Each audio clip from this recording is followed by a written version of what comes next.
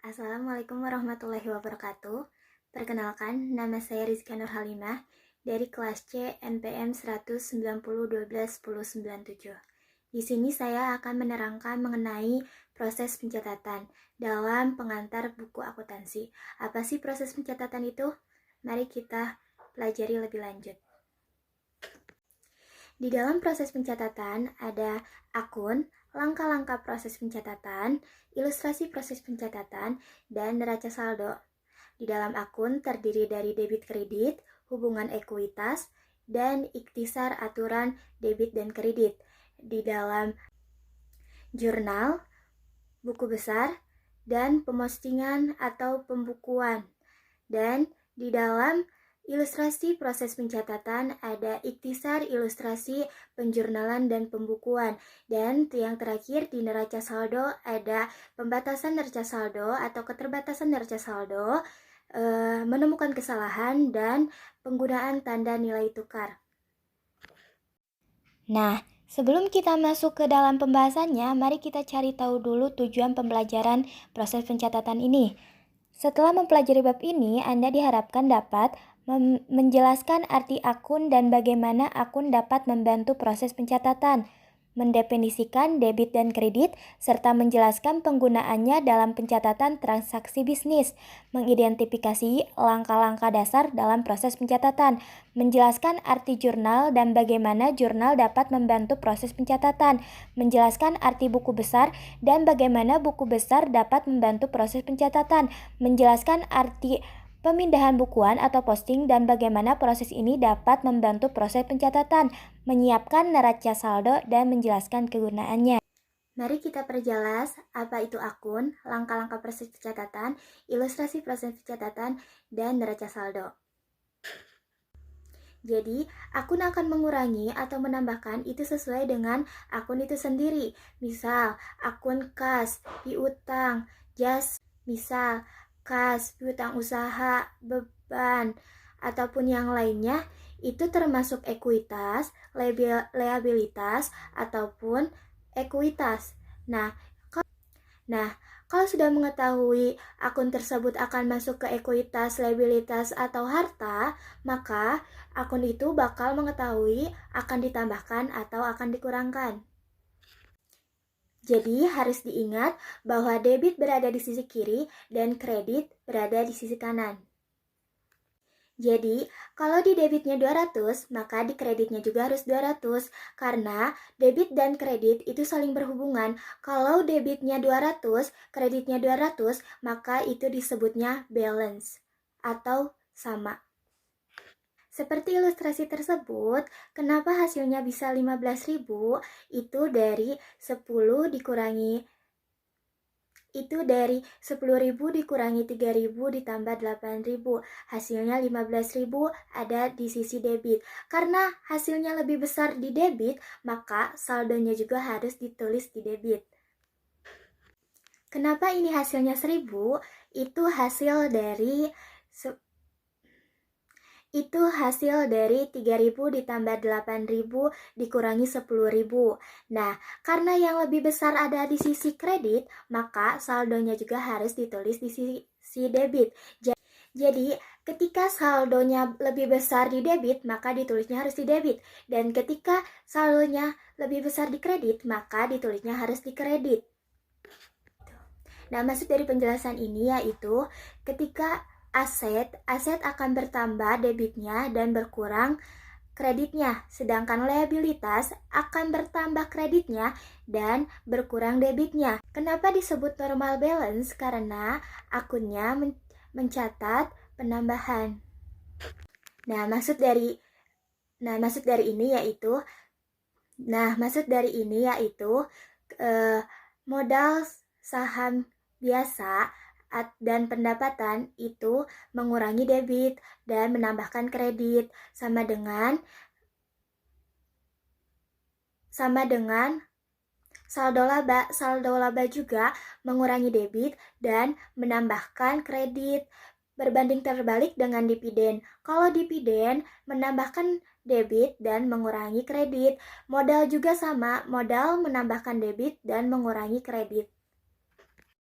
Nah, Selanjutnya, kenapa sih pendapatan dapat mengurangi debit dan menambahkan kredit?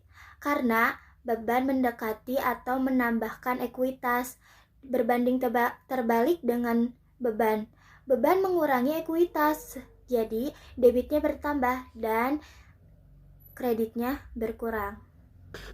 Nah, seperti ilustrasi tersebut, jadi yang menyebabkan saldo normal debit yaitu ada di aset dan beban, sedangkan kredit saldo normalnya berada di liabilitas, ekuitas, dan pendapatan.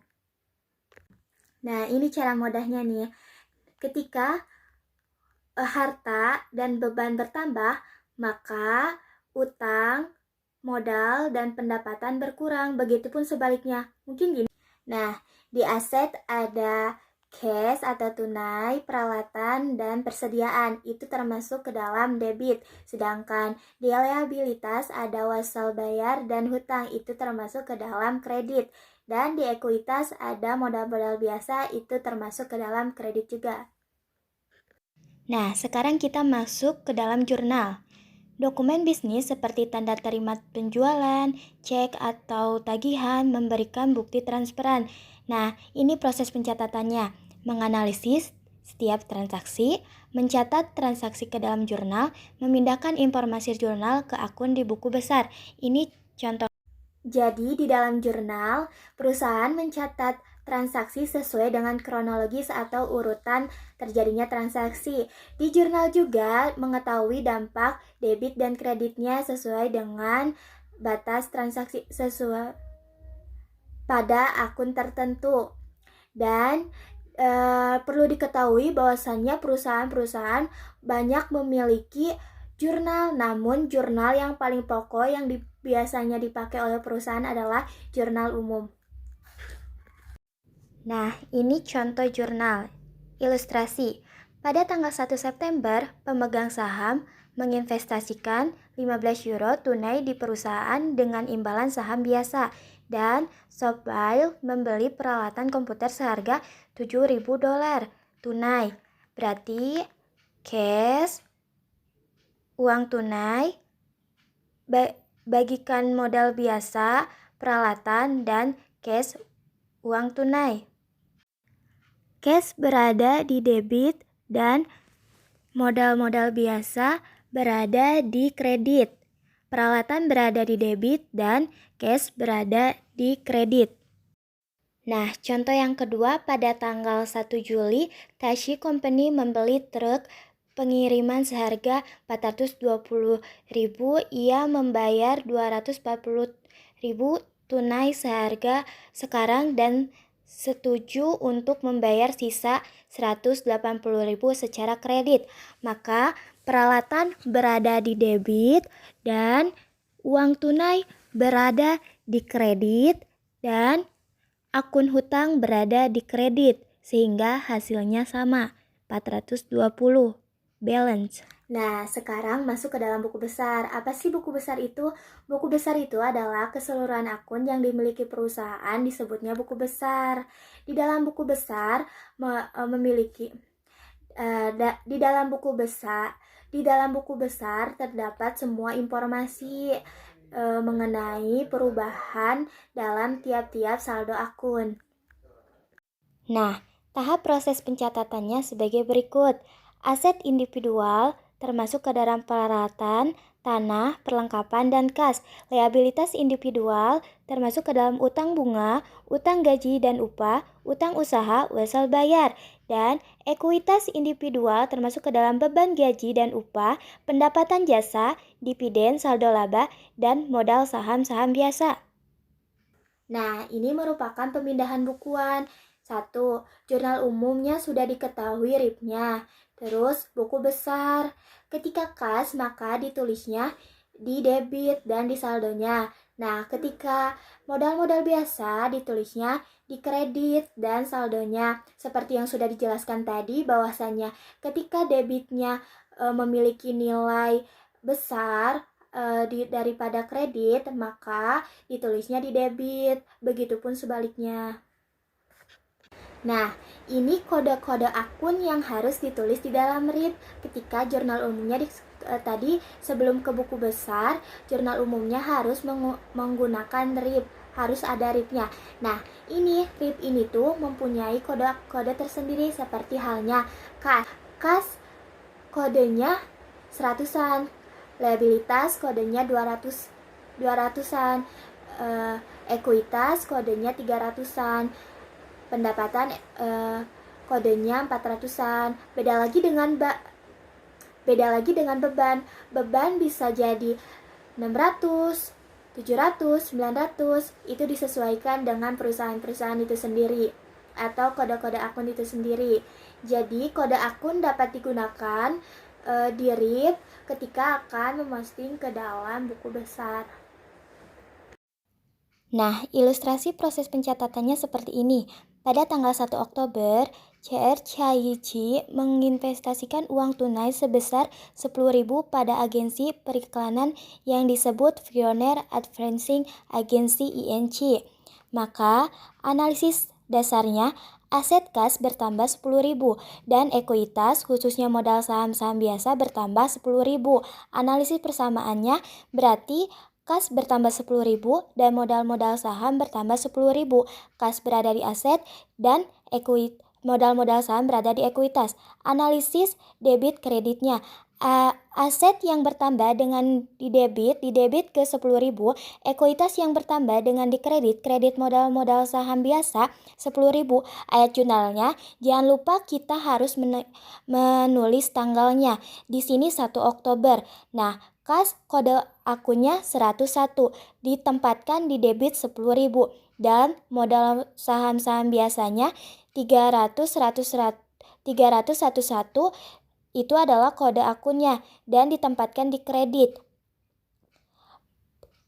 Pemindahan bukuannya kas 101 1 Oktober 10.000. Modal saham biasanya 311 Oktober 10.000 berada di sisi kredit, kas berada di sisi debit. Prosesnya akan terus berulang-ulang sampai akhir periode dan menentukan hasil dari semua transaksi dari mulai tanggal 1 sampai tanggal 31. Inilah ilustrasinya.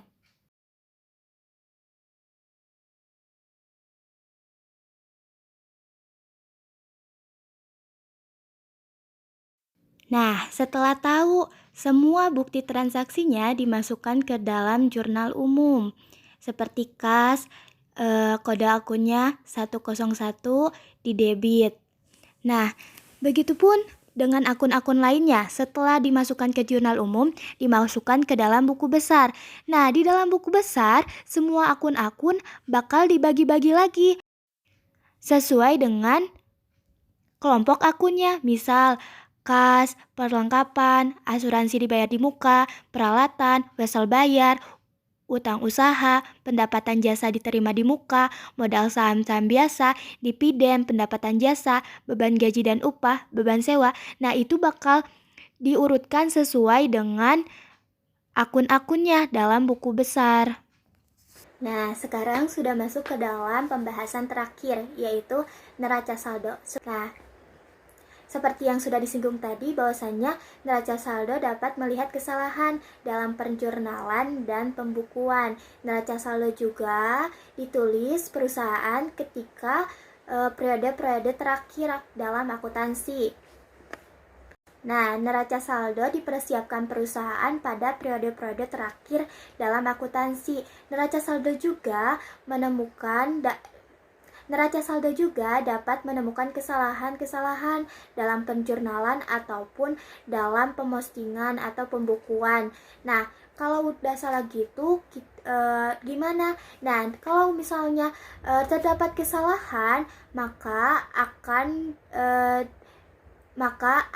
ada jurnal penyesuaian. Nah, di dalam jurnal penyesuaian itu kita dapat menemukan apa aja sih kesalahan yang sudah dilakukan. Nah, dapat dilihat dari sini bahwasanya debit dan kredit hasilnya sama. Nah, itu disebutnya balance. Di sini juga ada poin-poin pentingnya. Di antaranya, aturan akuntansi untuk kejadian tertentu kadang berbeda untuk setiap negara. Nah, inilah poin-poinnya bisa dilihat di sini. Lihat ke masa depan.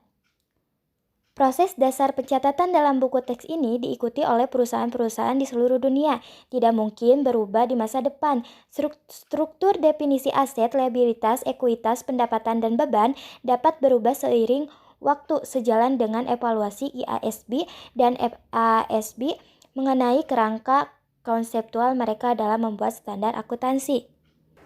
Nah, kurang lebihnya seperti itu proses pencatatan dalam buku pengantar akuntansi. Maaf jika banyak kesalahan. Wassalamualaikum warahmatullahi wabarakatuh.